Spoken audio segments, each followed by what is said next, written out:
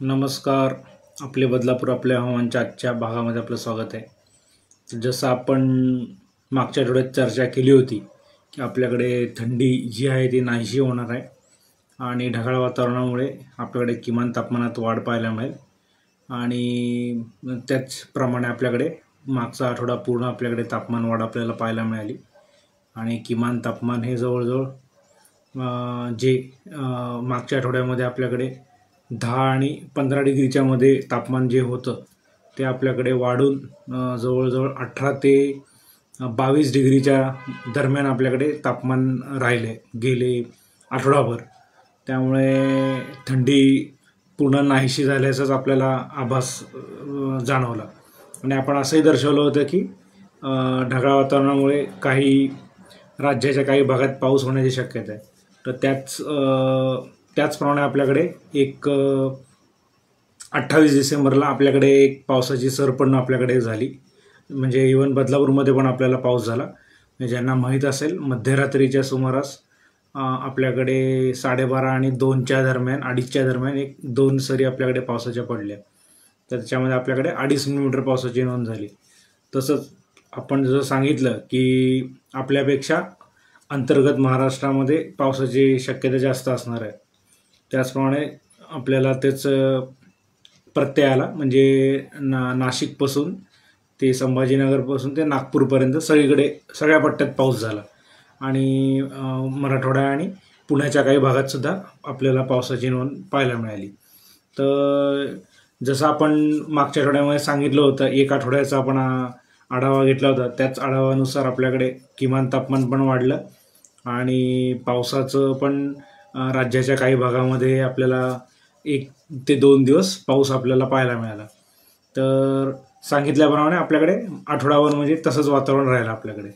तर आता येणारा नवीन वर्ष, आता या वर्षाचा शेवटचा दिवस आपला 31 डिसेंबर आपला आता चालू झालेलं आहे. त्यामुळे हे वर्ष आता जवळजवळ संपलंच आहे.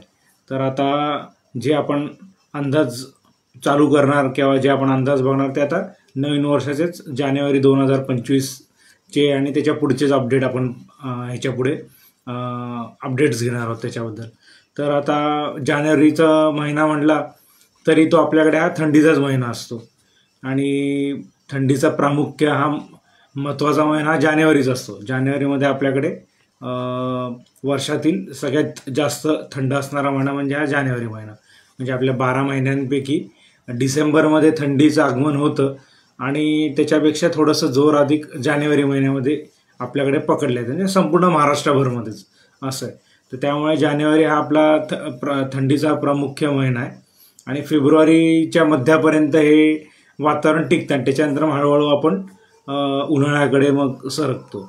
तर आता जसं आपण जानेवारीमध्ये येणार आहोत, तर आता जानेवारीचं जे पहिल्या आठवड्याचं जे वातावरण राहणार आहे तर ते आपल्याकडे हळूहळू थंडीचं पुन्हा रांगण येणार आहे.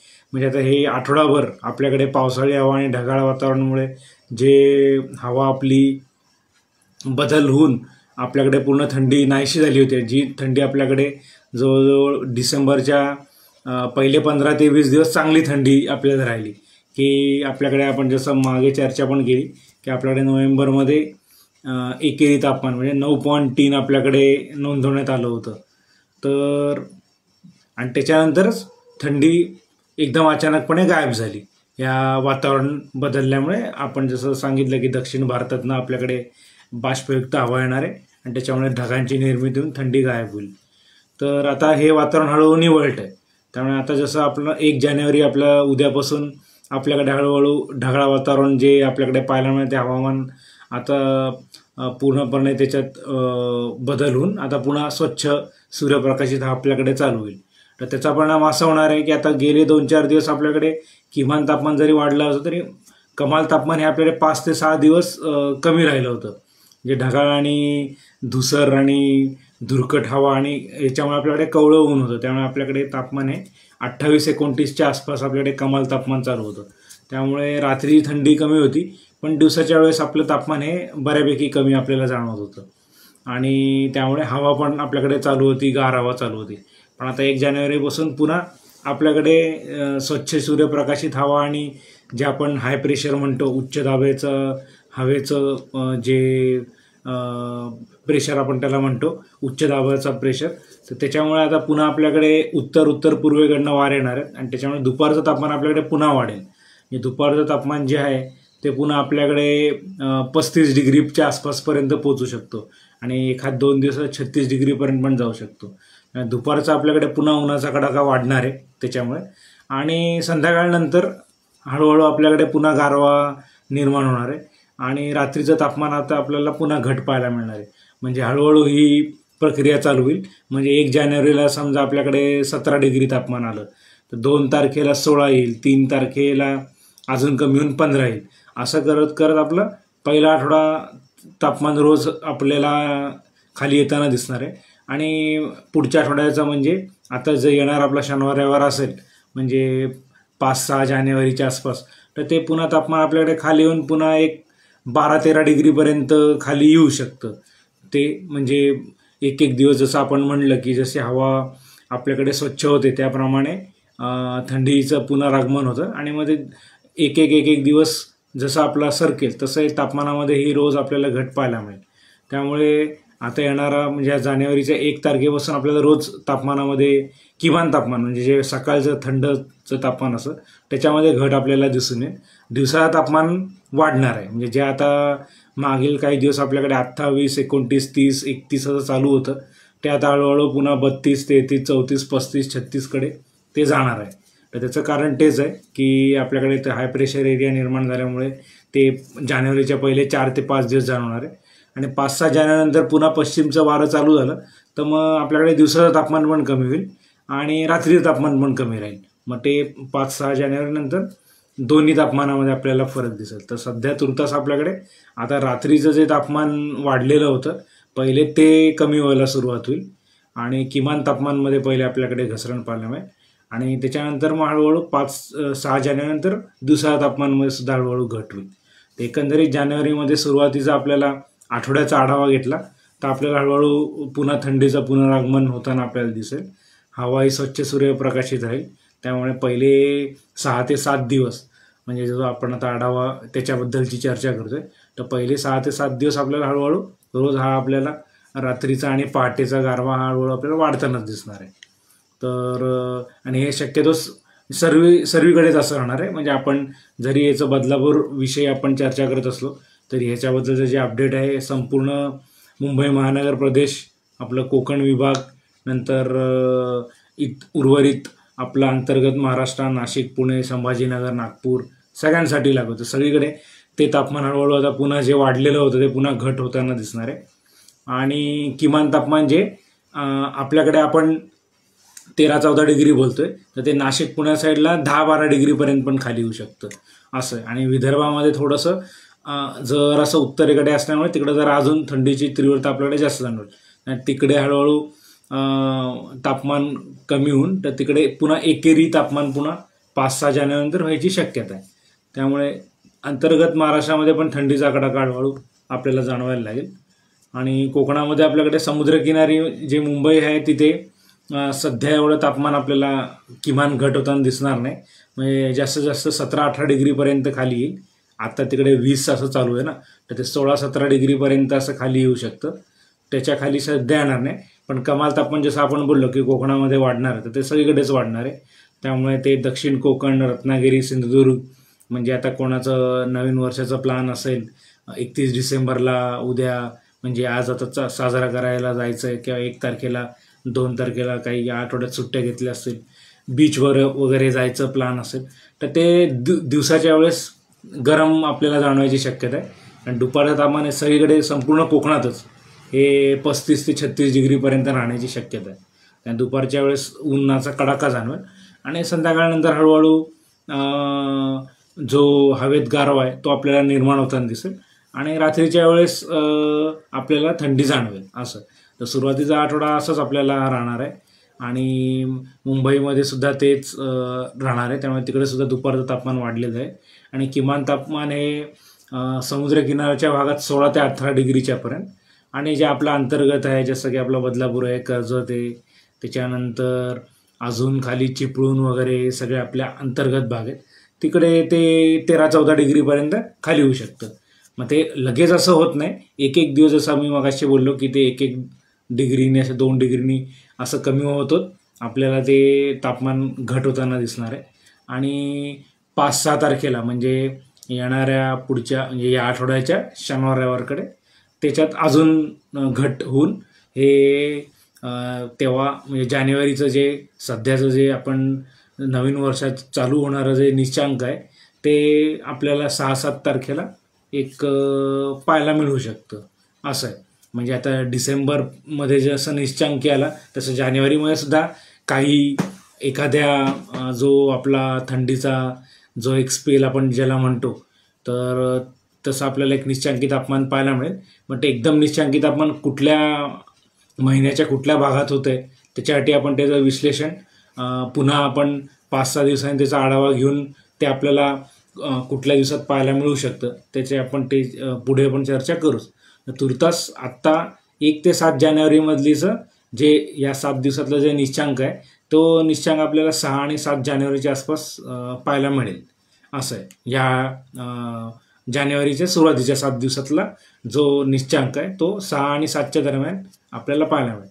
तर एकंदरीत आपल्याला सांगायचं एवढंच की आता जे वातावरण बदलामुळे जी थंडी आपल्याकडे 4-5 दिवस गायब झाली होती तर ती गायब झालेली थंडी आता हळूहळू पुनरागमन होणार आहे. पण सुरुवातीला कमाल तापमान पण वाढणार आहे. त्यामुळे कमाल तापमानच्या दृष्टिकोनातून दुपारच्या वेळेस आपल्याला थोडासा उकाडा जाणवेल आणि संध्याकाळच्या वेळेस हळूहळू आपल्याला 1 जानेवारीपासून पुन्हा थंडी पडताना आपल्याला दिसणार आहे. तर हे हवामानविषयीचं अपडेट होतं. आणि प्रदूषणविषयीचं अपडेट बोलायचं राहिलं तर आपण त्याच्यावर बऱ्याच वेळा चर्चा केलेलीच आहे की थंडीचा जो आपला 4 महिन्याचा कालावधी असतो तेव्हा आपलं प्रदूषण हे सगळ्यात जास्तच असतं.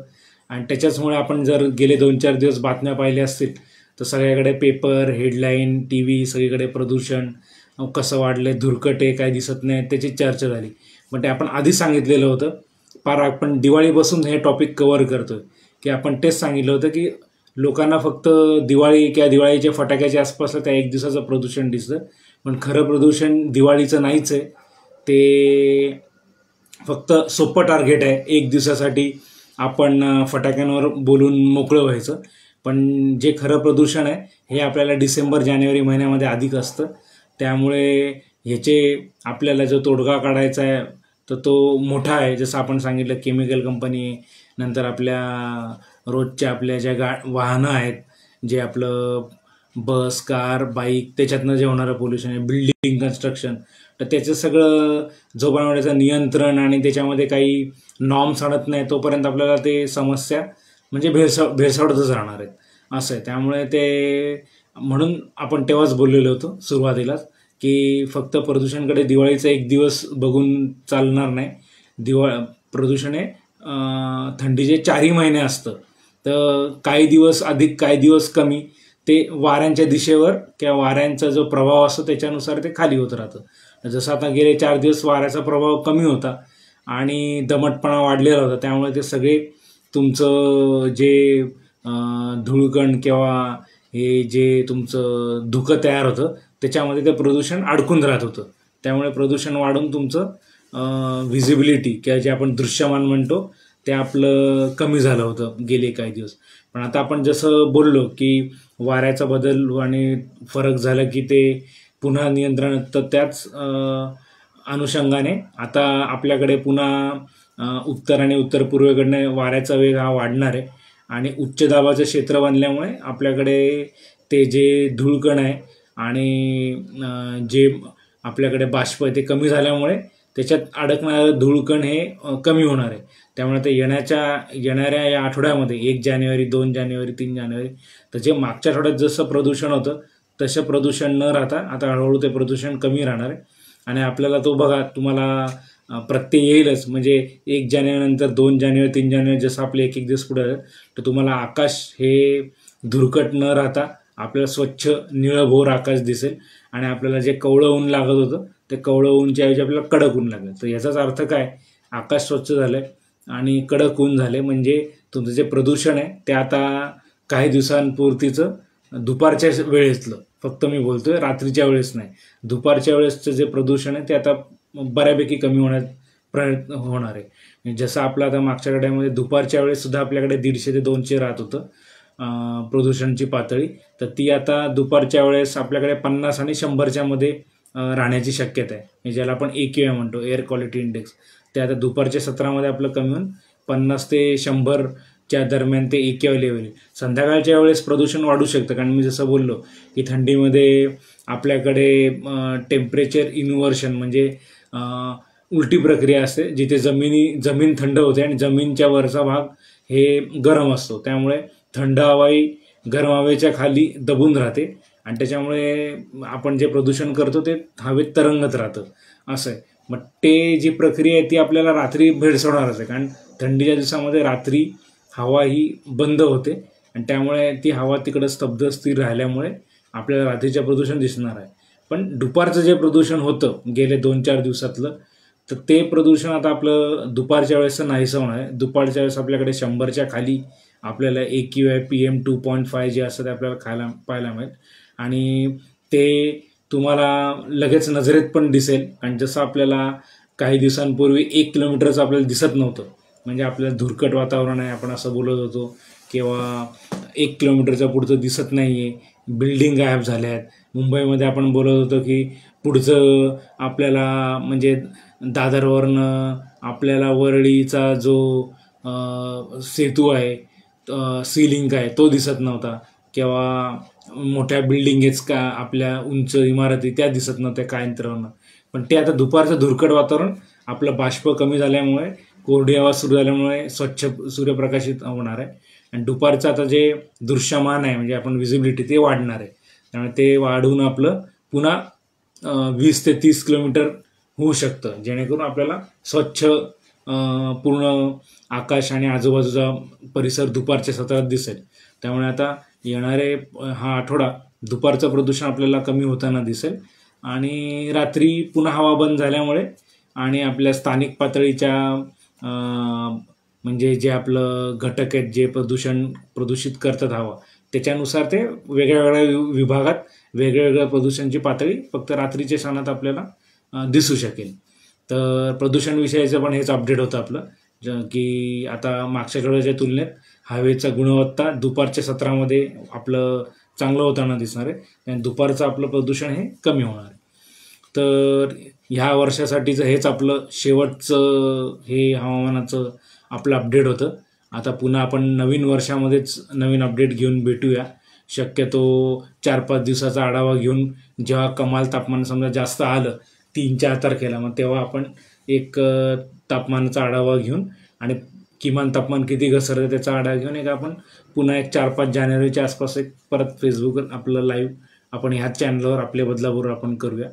तर आत्तापर्यंत ज्यांनी हे आपल्याला ऐकलं तर त्यांचे सगळ्यांचे आभार आणि कृपया हे तुम्हाला आवडलं असेल तर कृपया लाईक करा आणि इतर मित्रांमध्ये, मंडळींमध्ये, नातेवाईकांमध्ये सुद्धा शेअर करा, जेणेकरून ही माहिती फक्त बदलापूरसाठीच नाही तर बदलापूर आणि आसपासचा मुंबई महानगर प्रदेशसह महाराष्ट्रातल्या इतर भागातलं सुद्धा हे आपल्याला एक आढावा आपल्याला म्हणजे एकदम थोडक्यात आपल्याला ही माहिती देतं. आणि आपल्याला येणाऱ्या 1 आठवड्याचं आपल्याला वातावरण कसं राहील ह्याचं आपल्याला माहिती मिळाल्यामुळे त्याच्याप्रमाणे आपण नियोजन करू शकतो. त्यामुळे हे जास्तीत जास्त शेअर करा. त्यामुळे जेवढ्या लोकांपर्यंत आपल्याला हवामान विषयाची माहिती पोहोचवता येईल तर तेवढं आपल्या लोकांना सजग आणि अलर्ट म्हणजे हवामान विषयी असो किंवा प्रदूषण विषयी असो त्यानुसार त्यांना आपण हे व्यवस्थितरित्या आपण त्यांना ही थोडक्यात आणि एकदम महत्त्वाची माहिती त्यांना आपण पोचवू शकतो. तर आत्तापर्यंत अशी साथ दिल्याबद्दल धन्यवाद. तर येणारं नवीन वर्ष मध्ये पण अशी साथ मिळत राहील आणि आपण फेसबुक लाईव्ह करतच राहू. तर येणाऱ्या सगळ्यांना येत्या नवीन वर्षाचं सगळ्यांना 2025 जे आहे आपलं तर त्यांना सगळ्यांना नवीन वर्षाच्या शुभेच्छा. सगळ्यांनाच नवीन वर्ष सुख समृद्धी आणि आनंदी जाओ हीच आपण आपल्या ईश्वरचरणी प्रार्थना करू आणि पुढच्या वर्षी आपण पुन्हा फेसबुक लाईव्हमध्ये भेटूयाच. तोपर्यंत सगळ्यांचे आभार, धन्यवाद, शुभरात्री.